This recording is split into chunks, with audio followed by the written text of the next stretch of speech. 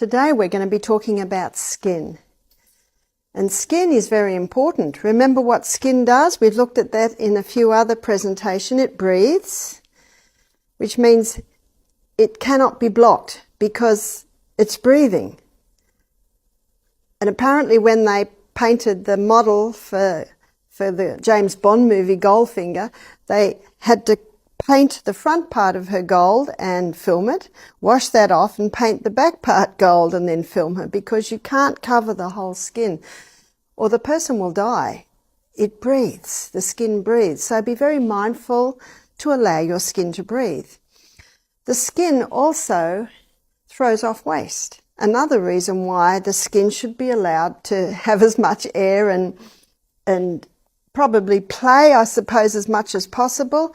So be careful what you're putting on the skin, because it can inhibit its ability to breathe, and it can also inhibit its ability to throw off waste. And the skin also absorbs.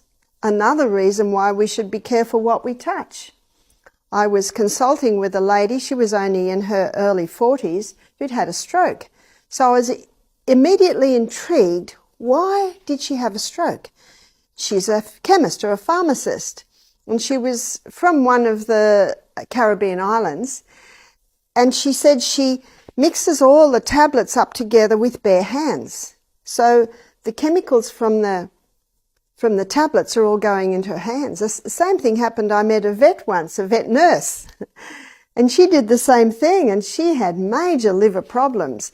You see, the skin absorbs, so one must be very careful as to what one touches and also what one puts on their skin. But what I want to target in this presentation is two sadly very common diseases today called psoriasis and eczema. Eczema is usually the name given for a baby or a child, and psoriasis is usually the name given to the skin disease in the latter years. When I say latter years, I don't mean the elderly years. I'm probably meaning latter past teenage years. So getting into the 20s, 30s, 40s, it's often called psoriasis.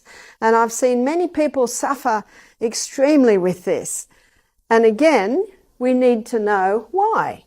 Because remember Newton's third law of motion, that to every action there is an equal and an opposite reaction. So as I go through this presentation, looking at some of the causes, I'm going to be using a couple of stories of people that have come across my path and the factors that came together to cause their psoriasis. And I'm also going to be, as I weave through these stories, show you how they totally conquered it. Did you hear that? Every case of psoriasis, eczema that I have come across, they have been able to conquer it. But I think what we'll do is we'll begin with the babies. So if a baby has psoriasis, I begin to investigate. I talked to the mother and I say to the mother, is the baby bottle fed? And if the baby is bottle fed, I inquire as to the type of milk the baby's on. And if the mother says it's on a cow's milk formula, then my suggestion is to change over to a goat's milk formula. I don't know about other countries, but I know in Australia you can buy some very nice goat milk formulas. In fact, I think 3 of my grandchildren were raised on the goat milk formulas, so you can get some very good ones. So go over to the goat milk formula, because an allergy to dairy is one of the big factors in the skin diseases. And if the mother is breastfeeding, then I inquire to the mother if the mother's having dairy. Another factor can be wheat, the hybridized wheat. We looked at that in an earlier lecture, how the wheat was hybridized in the 1950s. So it created a structure in the protein or the gluten part of the wheat that is very, very difficult to fully break down for the body. And if it's not fully broken down by the body, it gets into the blood, then antibodies are created and you get this whole reaction in the body, and it's one of the contributing factors to eczema. So I'll give you the story of one lady, and she said, yes, I am having wheat, yes, I am having dairy. Refined sugar, she said, no, I don't have refined sugar. Peanuts can be another factor. So I suggested she have the almond milk instead of the peanut butter. So almond butter instead of peanut butter, and almond or organic soy milk instead of dairy milk. And for the wheat, I said initially it would be good to go off all bread. Now once the baby's eczema is conquered, you could start with the ancient grain breads, but initially to stop all breads. So she can eat rice, she can eat millet and buckwheat. There are many grains she could eat. After 1 month, the mother sent me a picture and the baby still had patches of eczema on it. The baby was about 8 months of age. And I said, please keep going. Please don't give up, because a slice of bread can be out of your body within 24 hours, but the effect can remain for even up to 2 months. At 2 months, I get an email with photographs of a baby with no eczema. She said, thank you so much. I didn't realize. And of course, most people don't realize it. And there are ladies that are breastfeeding their babies and they're eating dairy and they're eating wheat and their baby doesn't have eczema. I find that when a situation arises in the body, there can be many factors. Many factors. That's why these 8 laws are used as the investigators. Are they having fresh air? And another lady told me that her baby developed eczema when they went into a new house.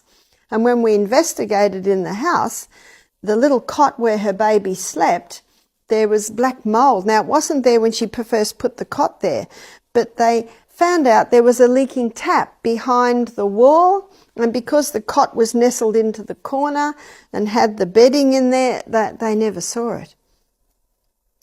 Another lady told me that her baby developed eczema after they'd moved into a new house, and the baby was always sick.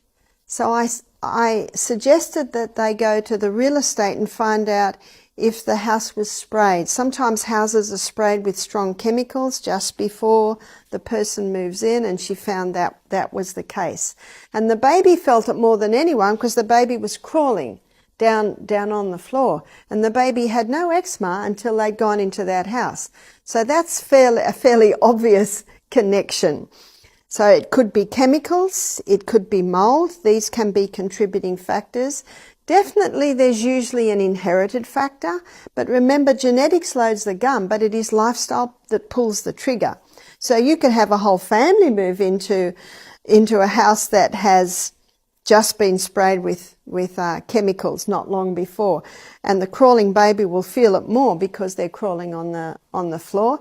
And the parents didn't realize the danger because they thought, wow, this is a great floor. It's a wooden floor, which means it will be healthy, but then one also has to investigate were there chemicals in the lacquer that was used to paint the floor. So there are many factors that come in. That's why we should all be private investigators investigating why these things are so.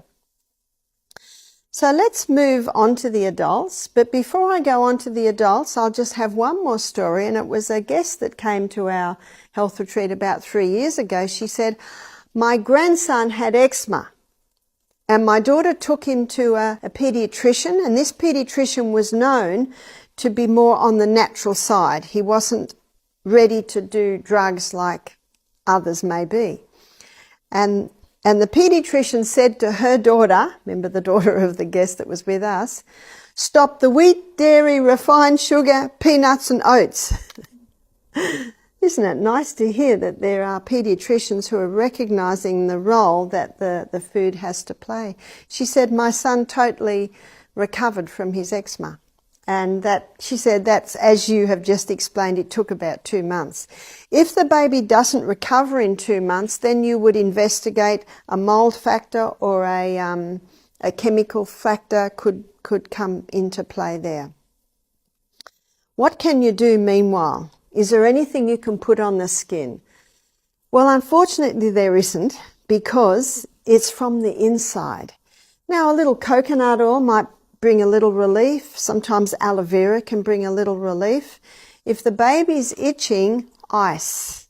Ice is the best. If you scratch an itch, it feels good, but then after you've scratched it, oh dear, it's even itchier and even now hurting, and maybe the